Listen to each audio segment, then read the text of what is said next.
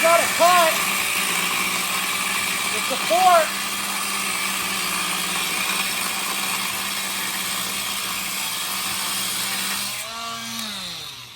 Ow, need a welding sleeve. So if you guys want to know what I'm doing here, all right, on a GTI, Golf R, stuff like that, it doesn't have this. This is for the Jetta and the GLI. If you have a GLI and you're doing the arm front mount intercooler, you can leave all this stuff, but this right here you have to cut out. So leave this on, okay? Cut this here, right here. You can see where I put a mark right here. Cut this off on that side, cut this off on this side, remove this. Then you could go on with your installing. Let's get back to it. So we went ahead and cut this crash bar off. So that's where it is. Now what we're gonna do is we're gonna grind our marks clean. So this is obviously sharp edges. So what we're gonna do is, we like nice, smooth, clean, obviously professional work here. So we're gonna clean this up really nice. By the way, this snap-on belt grinder is amazing. Oh my God, it's smooth as a baby's bottom. Not my bottom, but a baby's bottom. So we're gonna grind this off. I think this one needs a little bit more. This tool is awesome.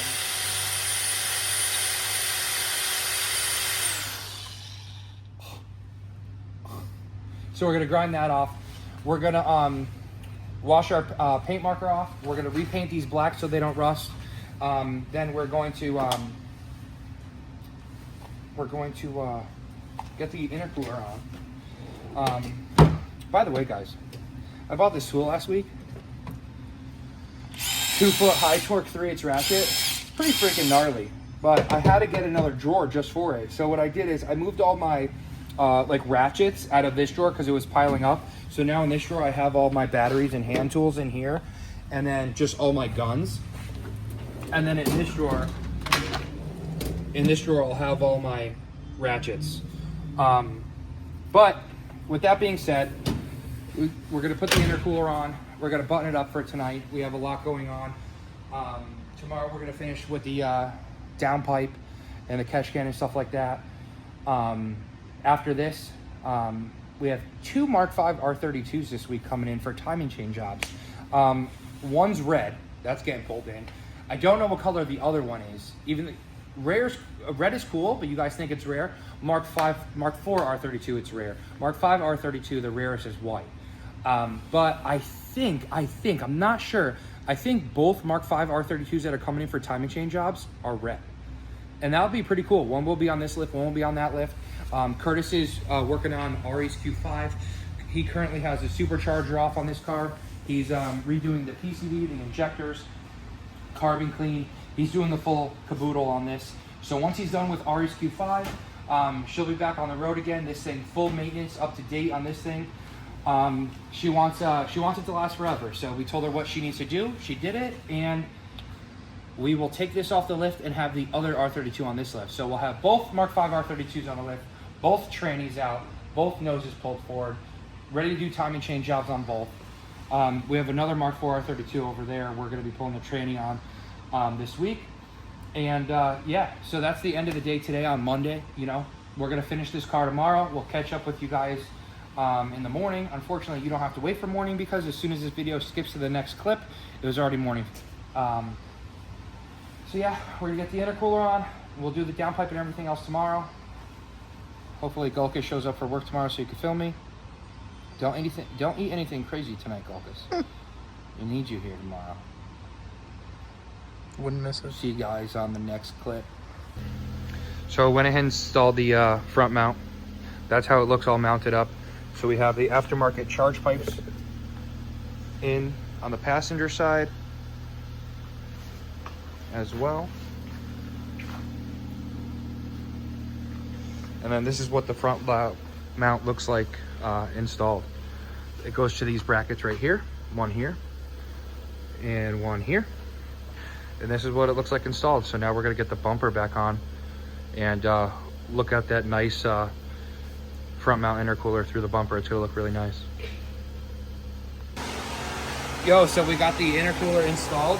It looks really nice going through the mesh grill. So the intercooler is installed, front bumper's back on. Now we're gonna work ourselves in the engine bay. So in the engine bay, let's pop this cover off. So we're gonna be taking up, oh, Stuart Little. So anyways, in the engine bay, we're gonna be taking off the whole intake system. While we're down there, we're gonna be replacing the OEM shifter with the APR short shifter kit. Then we're gonna be taking the turbo muffler off, and we're gonna doing the ECS tuning turbo muffler delete. The intake with the intake elbow, IE intake, and what else, Gokus? I think that just about covers. Oh, and the catch can. And then once we do that, we're golden. So let's go ahead and start ripping this intake system off and get it all naked. Once it's naked, we'll start showing you how we're gonna get the shifter off. Jesus, all close and personal. Gotta have one of these because you stress me out. Anyways, so we got the turbo muffler delete out of the GLI right here. So it goes, if you guys don't know, is we went ahead and got the inlet off. The turbo muffler delete goes to this charge pipe down there. So this is what this one looks like compared to the ECS one we're putting in. So if you notice, the air would be going right into these, okay? And it does exactly what it says it does. It's a muffler, so it muffles the air. So the air coming in comes out, okay? And it muffles. If you ever seen a Ford F-350 exhaust tips, and it has tips, and then it has afterburners like right before it, it's because it muffles the air to cool the air before it. This is not cooling the air. This is just a turbo muffler. I don't even know why I explained the Ford F-350 thing. Just because I'm fascinated by the Ford F-350 tips. Anyways, this is going in there, and this is going to allow for the air for the charge system. It's going to go right into the turbo, no muffler. You will notice an increase in throttle response. The car does feel a little bit different. So this is going in there. We're going to go ahead and pop it in now. We're going to finish smoking this dart, and then we're going to get the short shifter and the intake done.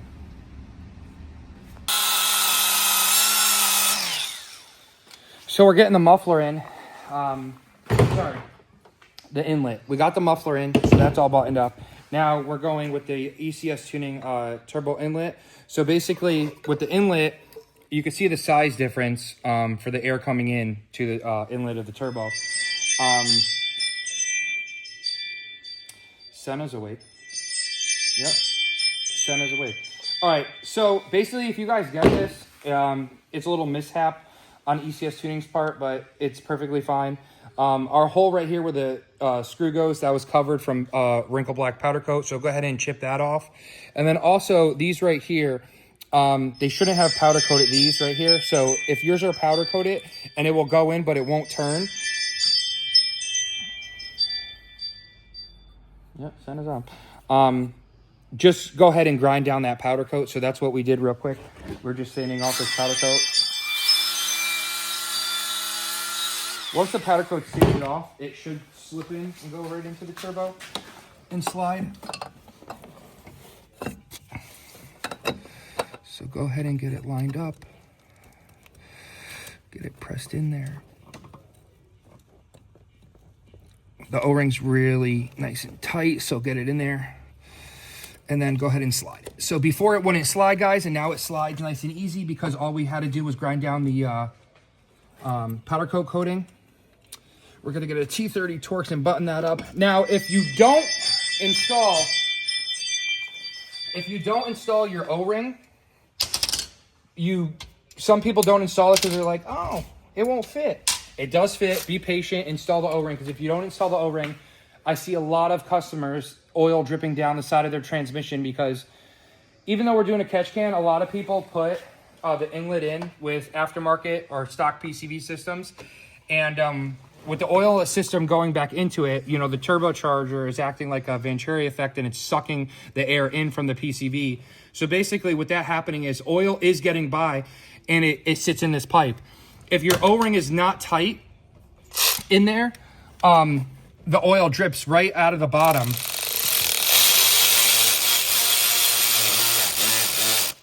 So oil will drip right out of the bottom here, all the way down onto your transmission, everything like that, and you'll think that you have a much bigger problem than you actually do, and that's by basically not installing that O-ring. So pretty much on this, we got the muffler installed, put back together. We got the inlet installed, put back together. We have the aftermarket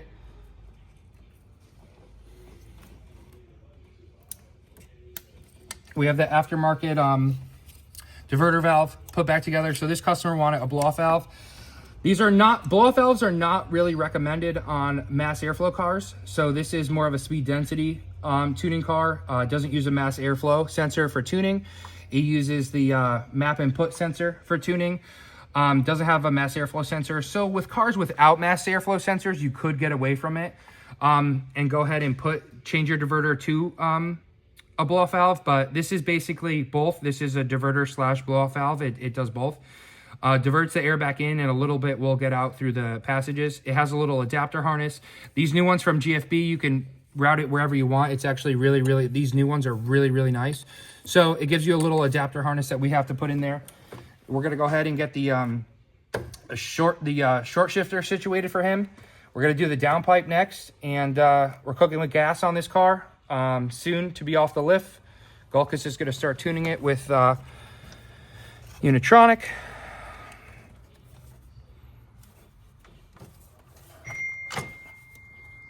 Gulkus, did you hear that? You have a text message, you should answer that.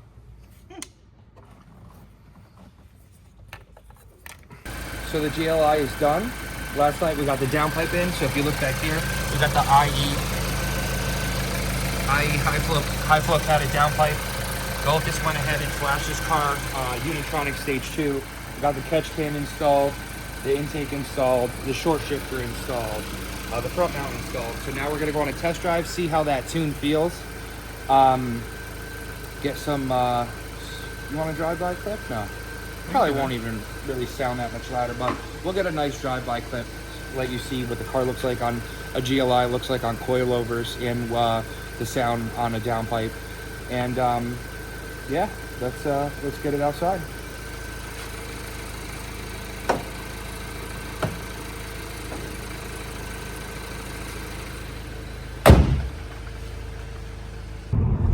Guys, this test drive, as you could tell, it pulls really good. You know, Stage 2 feels really good. The car's not too loud at all. It's just present, you know, because we're still rocking obviously a stock resonator, stock cat. So the car feels really good. Has plenty of this is third gear, but has plenty of pick up and go. The customer is definitely going to be happy with it. It feels absolutely amazing for a 4-cylinder GLI. Let's see if you can hear some intake noises. I'll have Mike get out and see if we can hear some intake noises coming up the street. Don't really think you guys are going to hear too much about the exhaust, unless this customer decides to do a catback in the future, but you can definitely hear a difference with the intake. It sounds really good. And then after that, let's get back to the shop.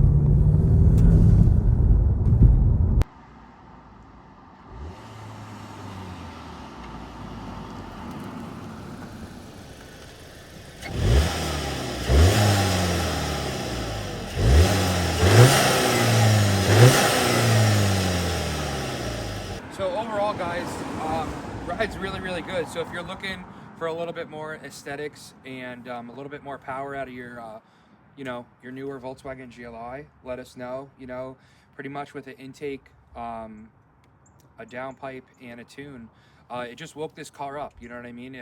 Getting in and out of traffic, it woke up the car a lot. And this is what it looks like also on coilovers.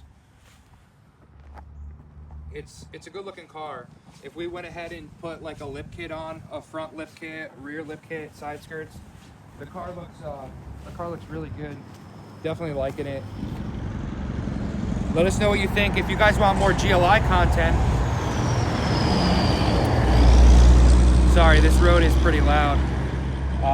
But if you guys want more GLI content, let us know. We have a couple customers that would be willing to let us use their vehicles. But yeah, that's it for this one, and we'll catch you on the next one.